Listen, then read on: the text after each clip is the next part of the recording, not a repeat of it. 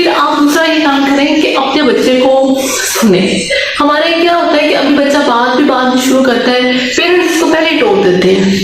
तो हमारे जैसे हमारे पाकिस्तान का या इंडिया का या इन कंट्रीज का कल्चर है कि हम बच्चों पे डोमिनेटिंग है, तब बच्चा वैसे ही डर जाता है, वो आपसे वो बात कर ही नहीं पाता जो एक्चुअली में वो करना चाह रहा है। तब उसको सुनिए, आप थोड़ा सा प्यार मोहब्बत वाला एनवायरनमेंट घर में रखिए। देखिए आपकी जो भी भागदौड़ है, आपने कोई ज्यादा बनाई है, आपने कुछ भी किया है क्या वो इनफेक्ट आपके बच्चों को ही मिल रहा है, तो आप उन पे अपनी जो है ना डिसीजन इम्पोज नहीं कर सकते।